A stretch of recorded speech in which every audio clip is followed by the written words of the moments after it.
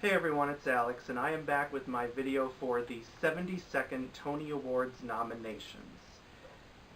Now, this is going to be an interesting video because, unlike all the other ceremonies I cover, like the Oscars, the Emmys, the Golden Globes, etc., I have not seen any of these contenders in person, because with film and television, you can see programs pretty much anywhere, whereas with Broadway, you have to actually go to New York City to the theater that the show is playing in.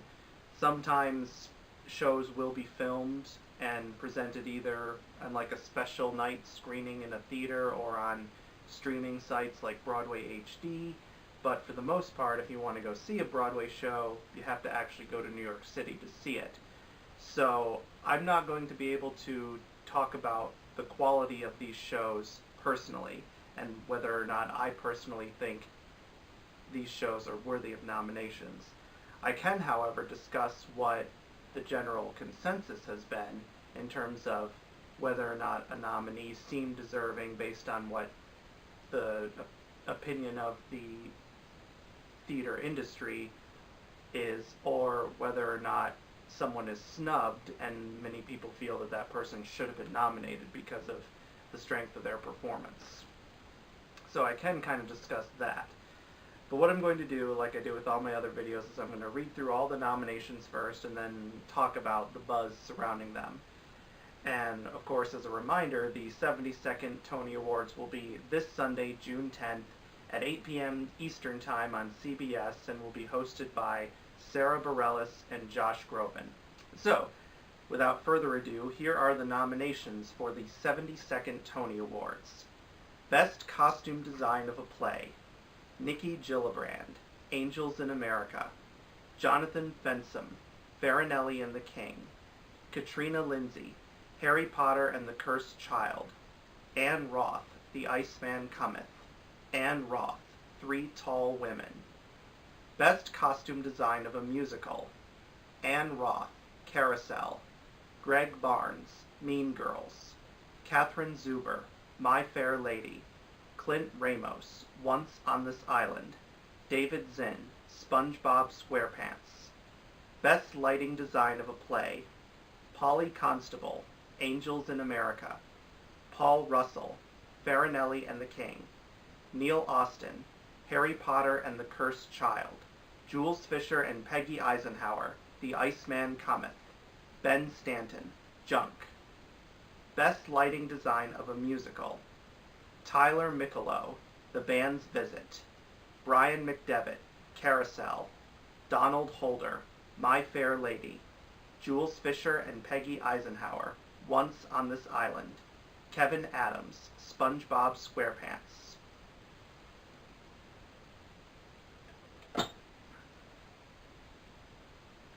Best Scenic Design of a Play: Ian McNeill and Edward Pierce, Angels in America; Jonathan Fensom, Farinelli and the King; Christine Jones, Harry Potter and the Cursed Child; Santo Loquasto, The Iceman Cometh; Miriam Buther, Three Tall Women.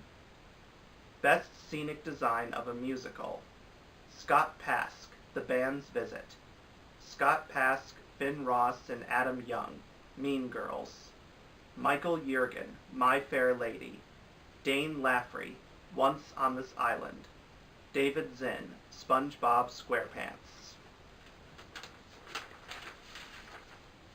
Best Sound Design of a Play: Ian Dickinson, Angels in America; Gareth Fry, Harry Potter and the Cursed Child; Dan Moses Schreier, The Iceman Cometh; Tom Gibbons, 1984; Adam Cork, Travesties.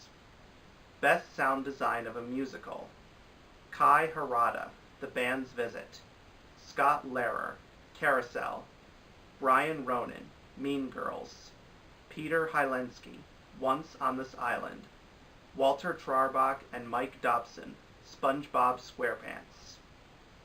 Best Book of a Musical: Itamar Moses, The Band's Visit; Jennifer Lee, Frozen; Tina Fey, Mean Girls; Kyle Jarrow, SpongeBob SquarePants. Best Choreography: Justin Peck, Carousel, Stephen Hoggett, Harry Potter and the Cursed Child, Casey Nicholaw, Mean Girls, Christopher Gattelli, My Fair Lady, Christopher Gattelli, SpongeBob SquarePants. Best Orchestrations: Jamshid Sharifi, The Band's Visit, Jonathan Tunick, Carousel, John Clancy, Mean Girls, Anne-Marie Milazzo and Michael Starobin, Once on This Island, Tom Kitt, SpongeBob SquarePants. Best Original Score, Music and/or Lyrics written for the theater: Angels in America, music by Adrian Sutton. The Band's Visit, music and lyrics by David Yazbek. Frozen, music and lyrics by Kristen Anderson Lopez and Robert Lopez. Mean Girls, music by Jeff Richmond, lyrics by Nell Benjamin. SpongeBob SquarePants, music and lyrics by Yolanda Adams, Steven Tyler, Joe Perry, Sarah Bareilles, Jonathan Colton, Alex Ebert, The Flaming Lips, Lady Antebellum, Cyndi Lauper, Rob Hyman, John Legend, Panic at the Disco, Plain White T's, They Might Be Giants, T.I., Domani, and Lil C.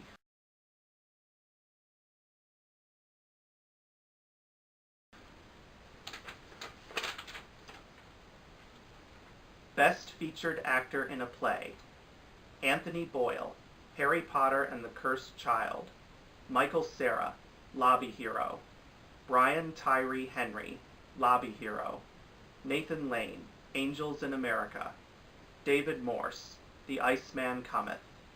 Best Featured Actress in a Play: Susan Brown, Angels in America, Noma Dumezwini, Harry Potter and the Cursed Child, Deborah Findlay, The Children, Denise Goff, Angels in America, Laurie Metcalf, Three Tall Women. Best Featured Actor in a Musical: Norbert Leo Butz, My Fair Lady, Alexander Gemignani, Carousel, Gray Henson, Mean Girls, Gavin Lee, SpongeBob SquarePants, Ariel Stachel, The Band's Visit. Best Featured Actress in a Musical: Ariana DeBose, Summer, The Donna Summer Musical, Renee Fleming, Carousel, Lindsay Mendez, Carousel, Ashley Park, Mean Girls, Diana Rigg, My Fair Lady. Best Actor in a Play: Andrew Garfield, Angels in America, Tom Hollander, Travesties, Jamie Parker, Harry Potter and the Cursed Child, Mark Rylance, Farinelli and the King, Denzel Washington, The Iceman Cometh. Best Actress in a Play: Glenda Jackson, Three Tall Women, Condola Rashad, Saint Joan, Lauren Ridloff, Children of a Lesser God, Amy Schumer, Meteor Shower. Best Actor in a Musical: Harry Haddon Payton, My Fair Lady, Joshua Henry, Carousel, Tony Shalhoub, The Band's Visit, Ethan Slater, SpongeBob SquarePants. Best Actress in a Musical: Lauren Ambrose, My Fair Lady, Haley Kilgore, Once on This Island, LaShawns, Summer, The Donna Summer Musical, Katrina Lenk, The Band's Visit, Taylor Louderman, Mean Girls, Jesse Mueller, Carousel. Best Director of a Play: Marianne Elliott, Angels in America, John Tiffany, Harry Potter and the Cursed Child, George C. Wolfe, The Iceman Cometh, Joe Mantello, Three Tall Women, Patrick Marber, Travesties. Best Director of a Musical: David Cromer, The Band's Visit, Casey Nicholaw, Mean Girls, Bartlett Sher, My Fair Lady, Michael Arden, Once on This Island, Tina Landau, SpongeBob SquarePants. Best Revival of a Play: Angels in America, The Iceman Cometh, Lobby Hero, Three Tall Women, Travesties. Best Revival of a Musical: Carousel, My Fair Lady, Once on This Island. Best Play, The Children by Lucy Kirkwood. Farinelli and the King by Claire Van Kampen. Harry Potter and the Cursed Child by Jack Thorne. Junk by Ayad Akhtar. Latin History for Morons by John Leguizamo. And finally, Best Musical, The Band's Visit, Frozen, Mean Girls, SpongeBob SquarePants. Alright, so those are the Tony nominations, and here's all the buzz I've been hearing. Harry Potter and the Cursed Child, that's been one of the most anticipated Broadway plays in years. Huge critical and financial success when it opened in the UK 2 years ago, and I myself bought the book, and I know Harry Potter fans have been split on the play. Some really love it, some really hate it. I really love it. Do I think it's as good as the original 7 books? Not quite, but I do think it was a very entertaining story, and I definitely want to see it on stage. I had a fun time reading it, and I could imagine in my head how it would look on stage, but hopefully someday when I have the time, I will hopefully go to New York City to see it. I've only been to New York City to see a Broadway show once, and that was when I was in high school, and my drama club and I went to go see The Drowsy Chaperone, and we actually got to meet Danny Burstein, who played the character Adolfo, backstage. So that was really cool. But like I said before, it was a huge success critically and financially over in the UK, and luckily its success has been repeated here. Critics have raved about it. It's a huge box office smash, and it's probably going to run for years at least.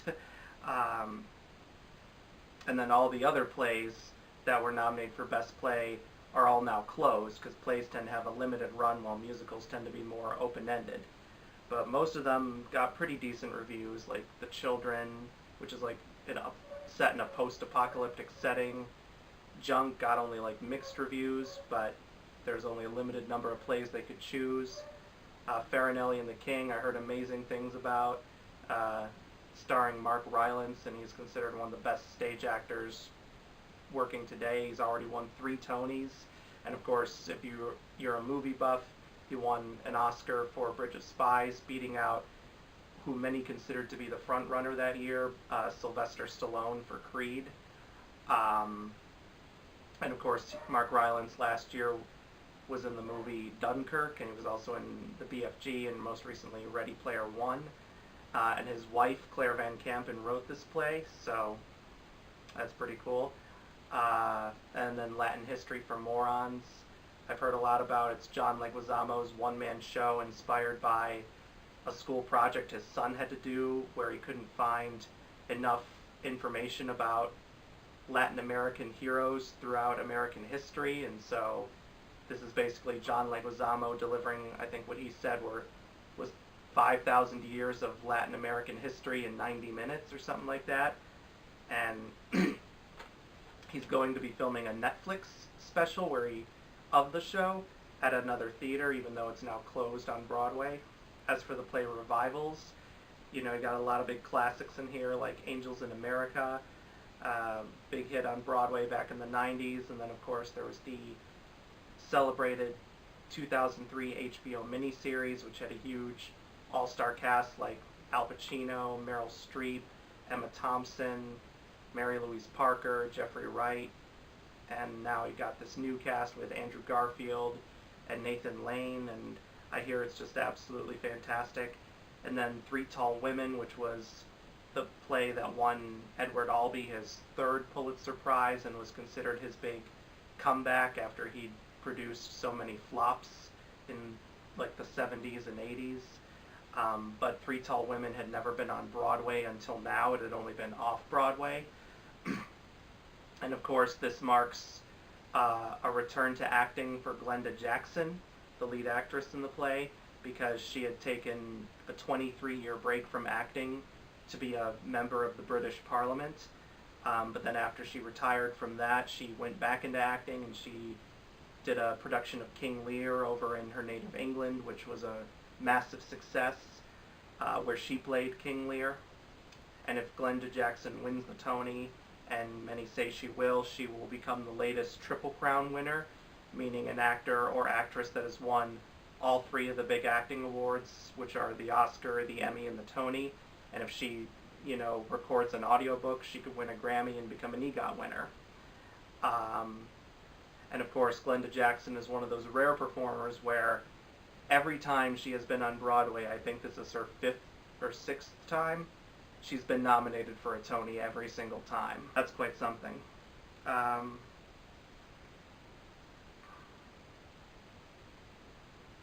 then The Iceman Cometh is the classic Eugene O'Neill play that's like 4 or 5 hours long, but they got a big cast in there like Denzel Washington and David Morse, and I believe Cole Meany's in it as well. O'Brien from Star Trek, and of course David Morse and Denzel Washington both worked together in the 1980s on the medical drama St. Elsewhere.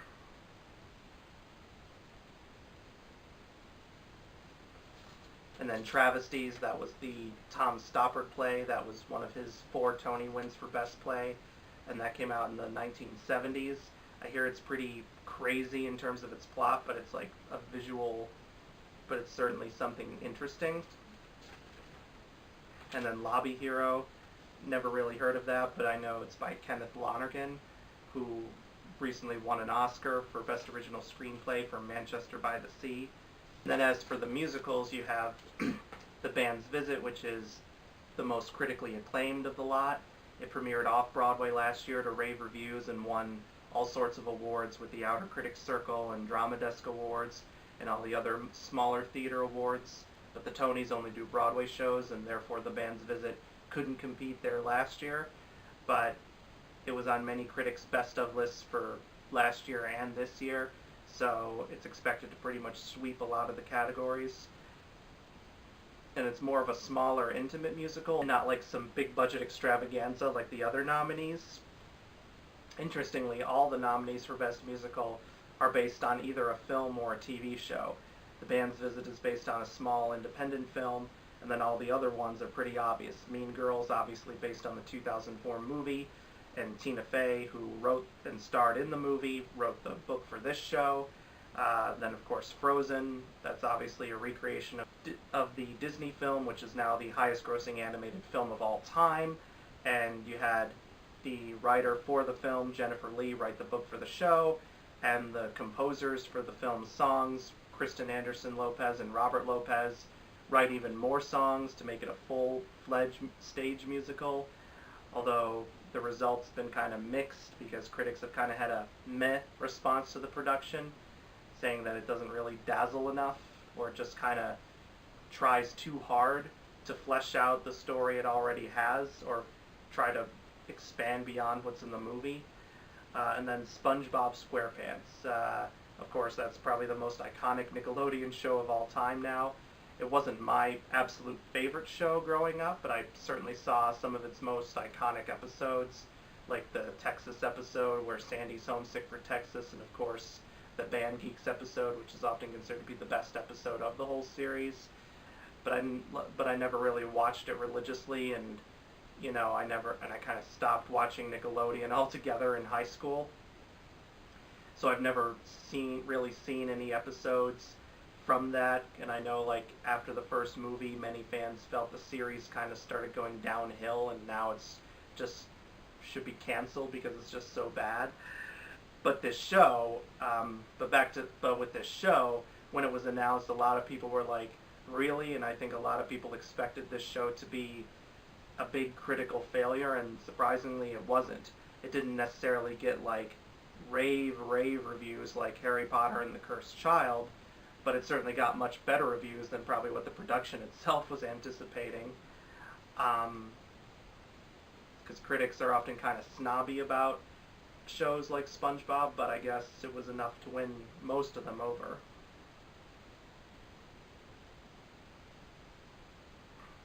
And from what I hear, this version of SpongeBob isn't necessarily a recreation of all the show's iconic episodes, but rather its own story, but with all the iconic characters, and not just the main characters like SpongeBob and Patrick and Squidward and Sandy, but even all the minor characters too, like Plankton and his computer wife Karen are in it, from what I hear. And then with the musical revivals, there were literally only 3, so therefore all 3 of them were nominated. You have Carousel, which is the iconic Rodgers and Hammerstein musical, at least in terms of its score, because its score is considered one of the greatest musical theater scores ever written, but story-wise, it's very controversial because it's about a man who abuses his wife, and he's given a chance to redeem himself after he dies. There are many who feel he doesn't deserve that redemption, at least many people do today, because today most stories would not portray a man being able to redeem himself after being exposed as a domestic abuser. And with the whole Me Too movement going on, I think that could probably hurt Carousel in some categories, especially for lead actor in a musical, where some think Joshua Henry could still win, because apparently he gives a powerful performance as the character of Billy Bigelow, but I just feel that the Me Too movement will affect some people's decision as to whether or not to vote for him. And the production itself has received very mixed reviews. Some critics really loved it, some critics really hated it, but it overperformed in the nominations, getting way more than most people thought it would. But that could probably be due to the fact that there were not as many shows to choose from this year, because Tony voters always have a limited amount of what they can choose, unlike Oscar or Emmy voters, but even this year there were kind of less options than what you normally would have. And then My Fair Lady, that was a show that a lot of people were worried about, because it too has problematic plot elements with, Henry Higgins making Eliza Doolittle into the woman he wants her to be, not necessarily what she wants. But I've heard they managed to keep every word of the original text, but somehow spin it around and make it more feminist and make it more empowering for Eliza, at least based on all I've heard.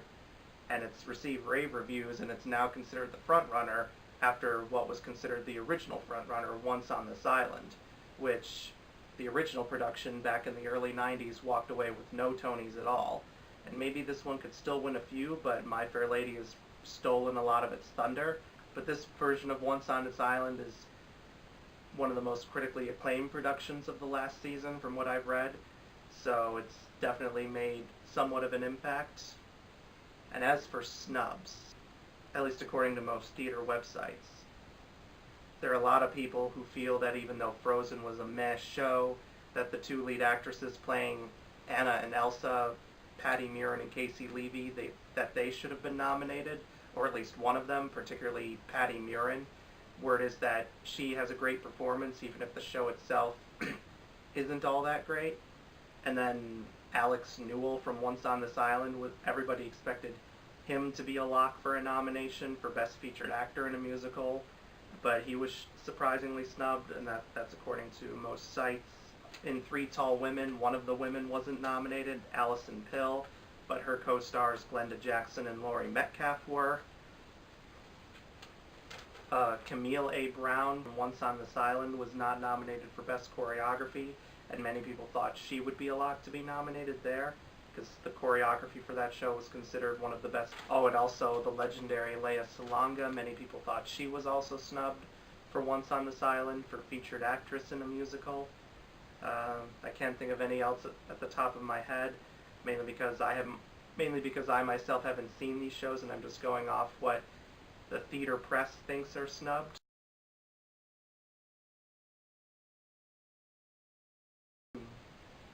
But there are some interesting aspects to some of these categories, which I should mention. Some of the nominees, usually in the craft nominees, like costumes, lighting, scenic design, they usually only have 4 nominees and not 5. But this year the Tony nominators decided to put in new rules where if there's at least 9 eligible productions in each category, then there will be 5 nominees no matter what. However, with some of the categories, if there are less than 9 contenders, then there will only be 4 nominees, which is what we saw with both Best Actress in a Play and Best Actor in a Musical, where there were very few nominees for the nominators to consider. So as a result, we end up with the results that we have. And Best Actress in a Play is particularly interesting because Glenda Jackson is the only nominee to have other nominations for her production, where the other three, Condola Rashad, Lauren Ridloff, and Amy Schumer, they were the only nominees for their shows, and their shows got mixed to negative reviews from critics. And also, if you watched any of my Tony nominations videos in the past, you'll notice I never talked about sound categories. Well, that's because the Tonys did establish sound categories in 2008, but then in 2014 decided to retire them on the grounds that many voters were apparently confused on how to vote for the categories and didn't know how to best judge sound design. But that led to a lot of outrage, especially from sound designers, who launched a massive petition to bring the categories back. Unfortunately, for a few years they did not, but starting this year they have, and hopefully they'll stay permanently, because if the Oscars and the Emmys can award people for sound design, why not Broadway? Because sound design is just as important for the stage as it is the screen. Oh, I realized I never really talked about Mean Girls and its reception. Really quick before I end this, Mean Girls has gotten pretty generally good reviews, better than what I expected, because I wasn't sure if that movie would do well for a Broadway stage, but most critics seem to think it's okay. Some don't like it, but most think it's fine. I hear it's mainly a recreation of the movie, but with a few changes, and that's a good or bad thing depending on how much you like. Anyway, that's all I've got in regards to the nominations. Like I said before, I can't really discuss any of these nominations from a personal standpoint because I haven't seen any of them in person. So all I can go by is just the consensus of what I've heard from theater critics and other people who've actually seen these shows for themselves. But if any of you have seen any of these productions, let me know in the comment section below what you think of these Tony nominations. And please subscribe to my channel if you've not yet already done so you can get more of my new videos as soon as they're uploaded. And hopefully I will be back within a few days after the Tony Awards to talk about the Tony ceremony itself and not wait a couple months like I do with all the other award shows I cover. Hopefully I'll be better at doing that, and I will see you guys next time. Bye.